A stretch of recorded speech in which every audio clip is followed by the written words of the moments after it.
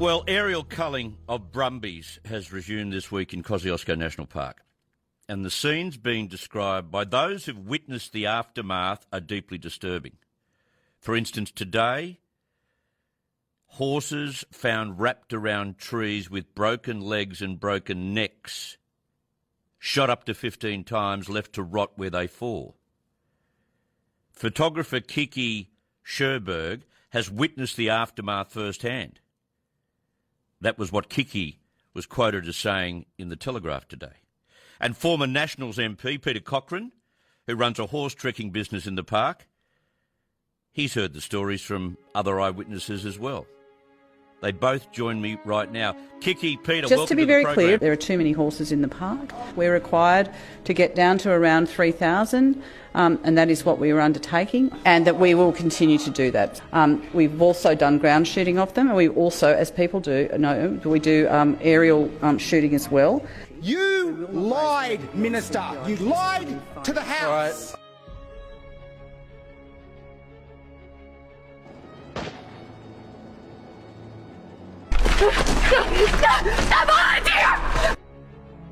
There is a clear link between the Minister's office and the Invasive Species Council. What's your personal knowledge and experience of actually what it takes to humanely kill one of these animals? Our role as advocates. No, I didn't ask about your role. Would you like me to answer, Mr. Block? Would you like an answer? We know what your organisation's role is. It's out there to sell books and make as much noise as possible to get as much funding as you possibly can. Why don't you just come out and say that? What degree do you have? I don't have a degree. You don't have a degree. There is something very, very dirty going on here. You told the House Minister you would not reintroduce aerial culling. It's on Hansard. You lied, Minister. You lied to the House. Locally, they call it cleaning out a paddock. Anyone would call it a bloody business.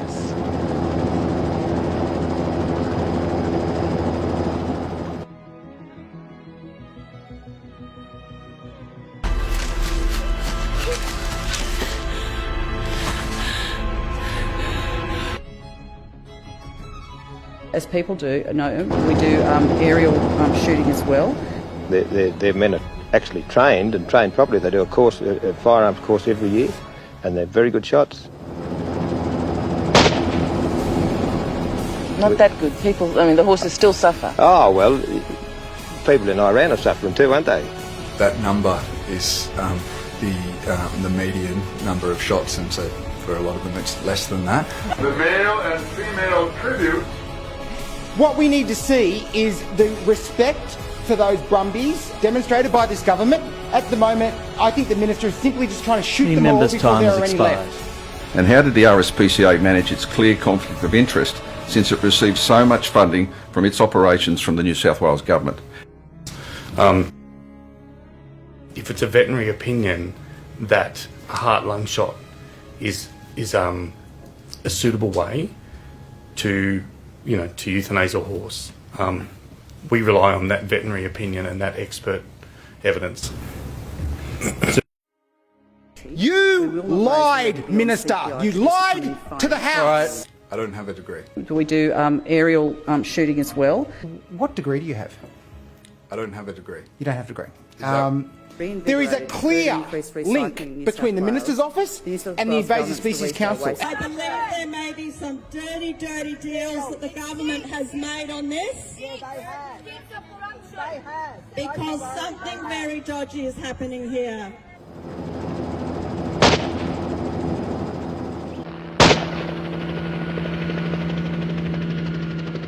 We're here in the Kosciuszko National Park. We just got to the side of the road where we've discovered a beautiful band of brumbies. They're out there in the distance. I don't know how well you can see given their little dots, but there are several stallions. There are a couple of foals and yearlings just running around and playing in this extraordinary country. And it's an absolute travesty that the New South Wales government would not promote tourism and would not protect such a fixture of the Australian landscape in the Brumby. They're just as iconic as the kangaroo and the koala. And we are begging the people of Australia, we're begging everyone around the world to stand with these Brumbies and to stop the aerial culling. There's nothing humane about managing wild horses this way. In the United States, in Australia, this transcends borders, and we are asking everybody to stand with us. So please spread the message and spread the word so we can try to protect these Brumbies.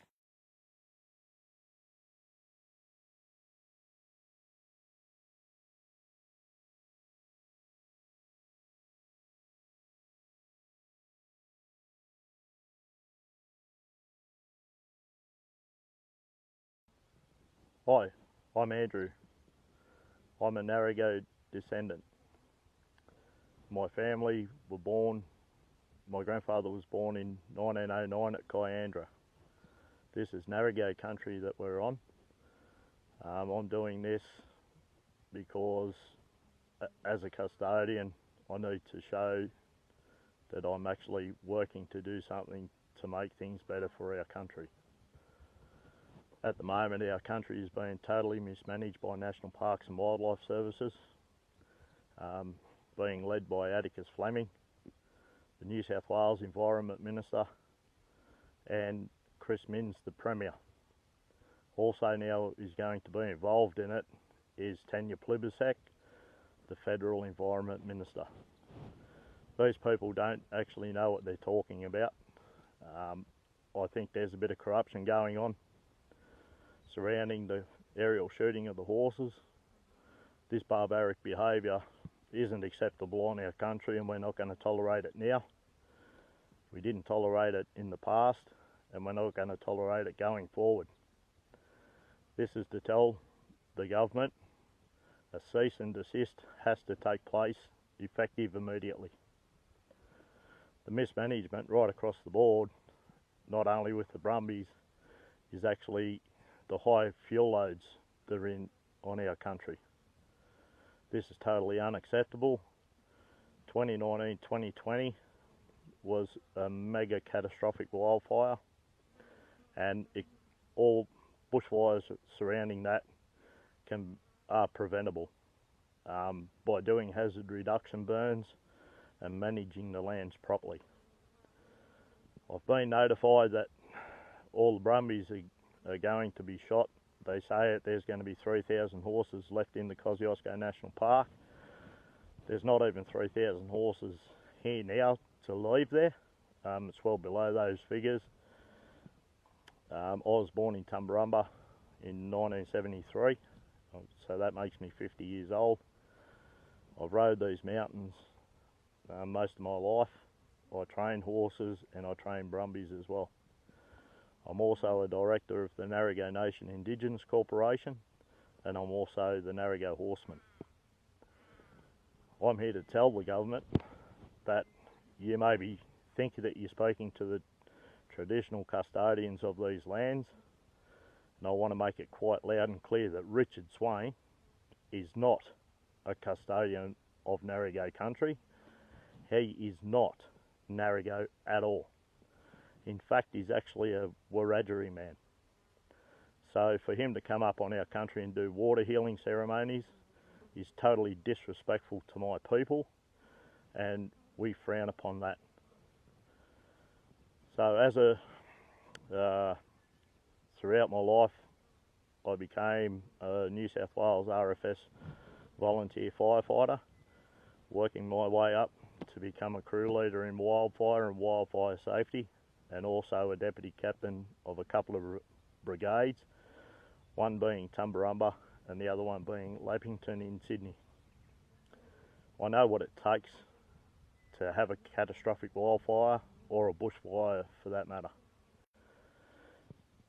I believe during a drought season when people are doing it tough with their cattle and everything, and it's costing them absolute a fortune in feed, the national park should be opened up and let those farmers lease some of the park to see their cattle through for better times.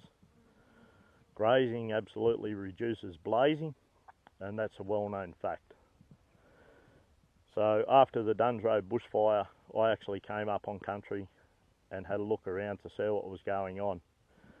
I seen nothing but country being decimated by fire. That could have been preventable by proper management.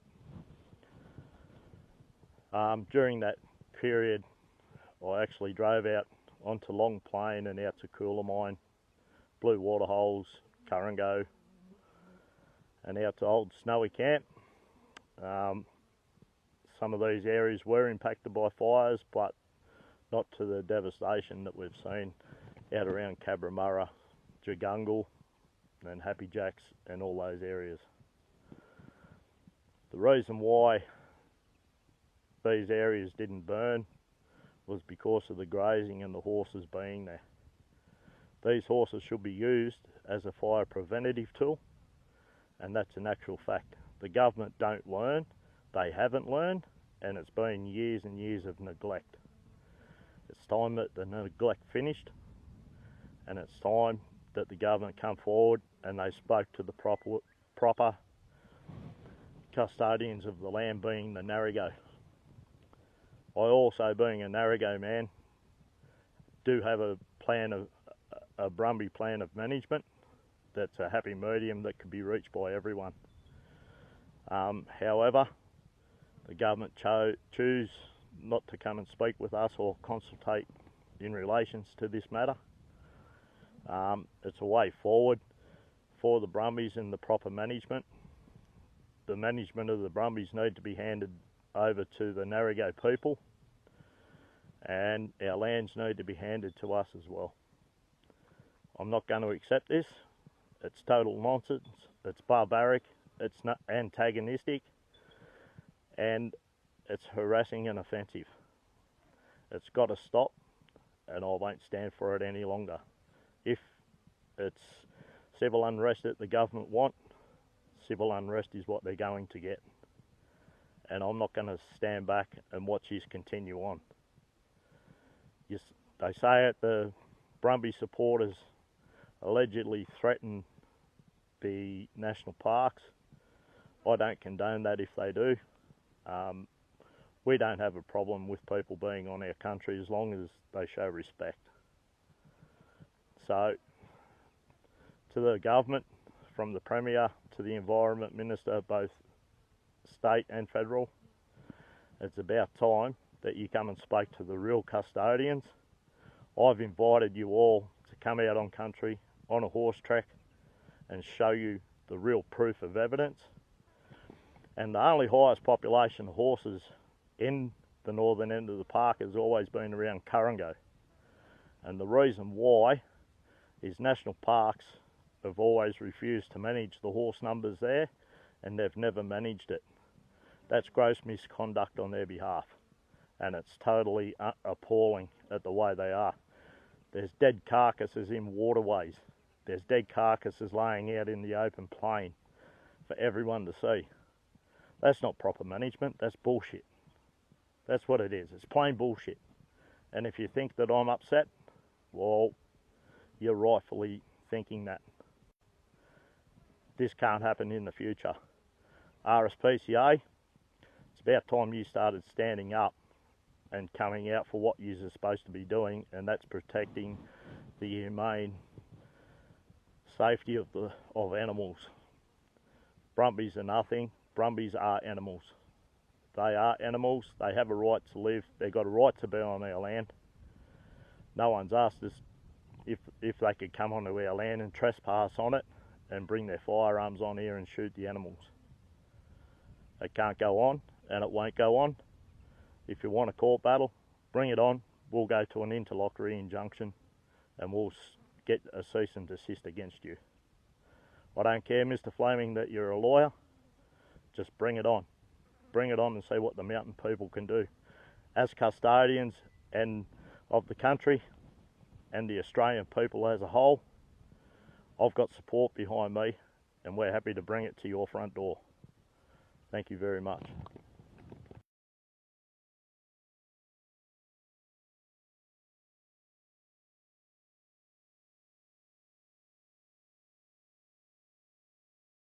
This is bullshit, basically.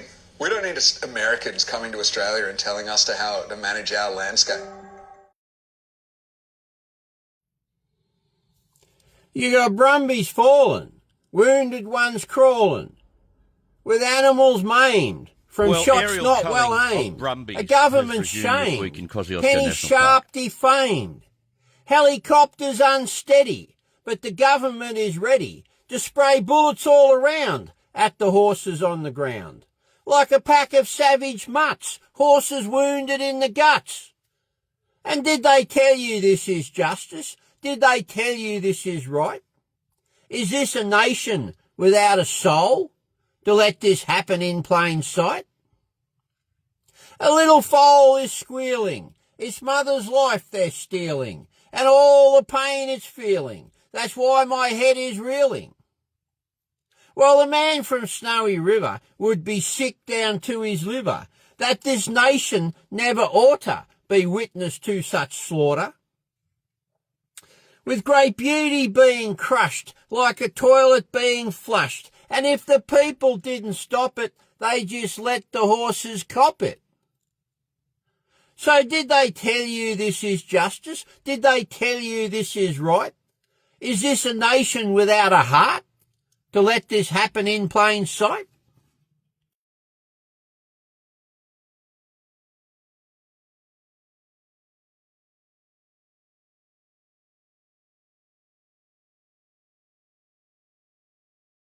Ah!